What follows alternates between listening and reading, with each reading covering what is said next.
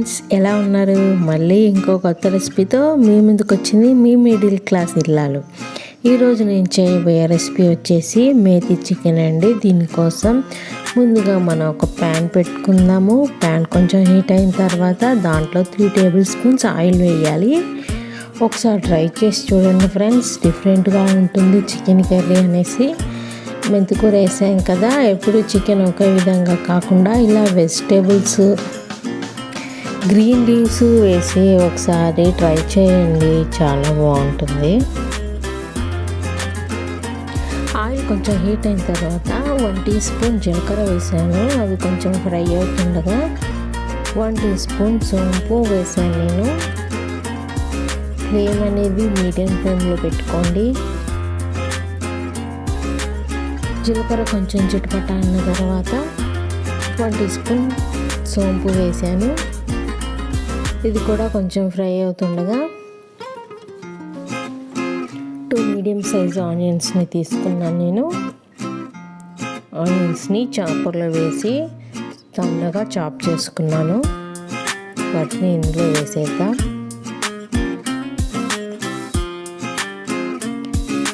ఒకసారి అంతా కలిపేయండి. ఆనియన్స్ కొంచెం ఫ్రై అయితే చాలు. కొంచెం కలర్ చేంజ్ అవ్వాలంటే ఇలా కొంచెం కలర్ చేంజ్ అయిన తర్వాత 2 మీడియం సైజ్ టమాటోస్ని వీటిని కూడా చిన్నగా చాప్ చేసుకున్నాను నేను. అది కూడా వేసేసి ఒకసారి కలిపేయండి.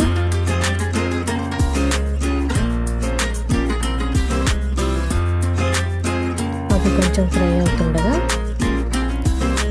1 టీ స్పూన్ సాల్ట్ వేసాను. సాల్ట్ వేసిన తర్వాత సాల్ట్ అంతా కలిసే వరకు ఒకసారి అంతా కలిపేయండి. ఇలా కలిపిన తర్వాత మూత పెట్టి 5 సెకండ్లు మగ్గనివ్వండి మీడియం ఫ్లేమ్లో. ఇలా కొంచెం మగ్గిన తర్వాత 2 టేబుల్ స్పూన్స్ అల్లం వెల్లుల్లి పేస్ట్ వేసాను.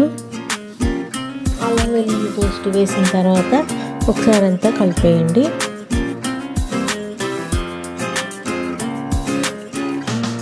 ఇలా కలిపిన తర్వాత ఇప్పుడు ఇందులో ఒక 1/2 టీ స్పూన్ పసుపుని వేయాలి. పసుపు వేసిన తర్వాత ఒకసారి అంతా కలిపేయండి.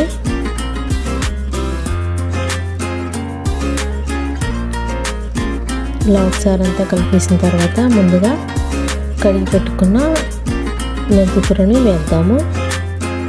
ఒక పెద్ద కట్ట తీసుకున్నానండి.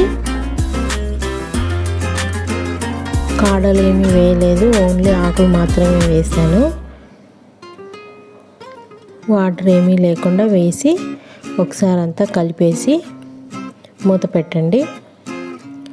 మూత పెట్టి ఒక 5-6 నిమిషాల తర్వాత తీస్తే ఆకుకూర మొత్తం ఫ్రై అయి ఉంటుందండి. ఆయిల్లో ఫ్రై అవుతుంటుంది కదా, మంచి టేస్ట్ వస్తుంది. పచ్చివాసన పోయే వరకు వేయించుకోండి. ఇది ఫ్రై అవుతుంటే స్మెల్ కూడా వస్తుంది. స్మెల్ అంతా పోయే వరకు ఒకసారి ఫ్రై చేసుకోండి. తర్వాత 3.5 టేబుల్ స్పూన్స్ కారం వేసాను. మీరు తినేంత కారం వేసుకోండి. ఇది మీడియంగా ఉంటుందండి మంట, కారం తక్కువగా ఉంటుంది. 3.5 టేబుల్ స్పూన్స్ వేసాను. మేము కారం కూడా మీడియంగా తింటాము, మరీ ఎక్కువ తినము, తక్కువ తినము. మీకు కావలసినంత కారాన్ని వేసుకోండి. 1 టీ స్పూన్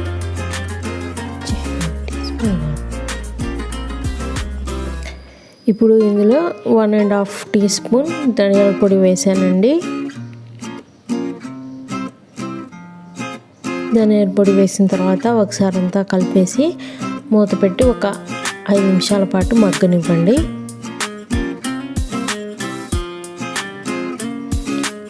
ఒకసారి అంతా కలిపేసి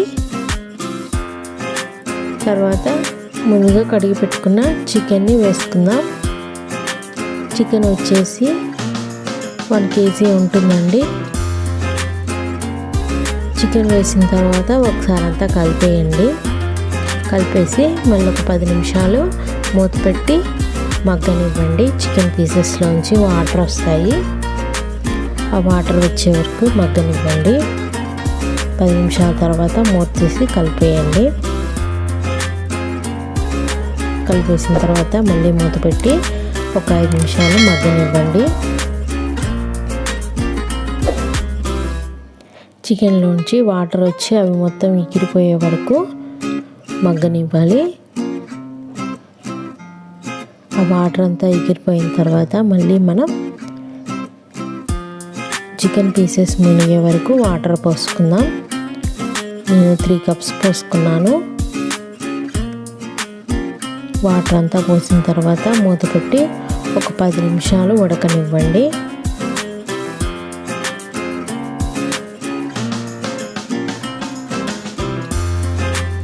10 నిమిషాల తర్వాత ఒకసారి అంతా కలిపేయండి. కలిపిన తర్వాత మళ్ళీ మూత పెట్టి మళ్ళీ ఒక 15 నిమిషాలు ఉడకనివ్వండి. ఇలా ఉడికిన తర్వాత చూడండి ఆయిల్ సపరేట్ అవుతుంది. ఈ టైంలో మనము 1 teaspoon garam masala, 1/2 teaspoon మిరియాల పొడి, 1.5 టీ స్పూన్ వేయించిన జీలకర్ర పొడి వేసాను. ఇలా వేసిన తర్వాత వీటన్నిటిని కలిసే వరకు కలపండి. ఇలా మొత్తం అంతా కలిపిన తర్వాత ఇప్పుడు కొత్తిమీరను వేద్దాం. ఇలా కొత్తిమీర వేసిన తర్వాత ఒకసారి అంతా కలిపేసి వేరొక బౌల్లోకి ట్రాన్స్ఫర్ చేసుకోండి. ఈ వీడియో నచ్చితే లైక్ చేయండి, ఫ్రెండ్స్ అండ్ ఫ్యామిలీ మెంబర్స్కి షేర్ చేయండి, ఇంకా సబ్స్క్రైబ్ చేసుకోండి, పక్కనే ఉన్న బెల్ని యాక్టివేట్ చేసుకోండి. నేను ఏదైనా కొత్త వీడియో పెడితే మీకు నోటిఫికేషన్ రూపంలో వస్తుంది. Thank you friends, thank you for watching.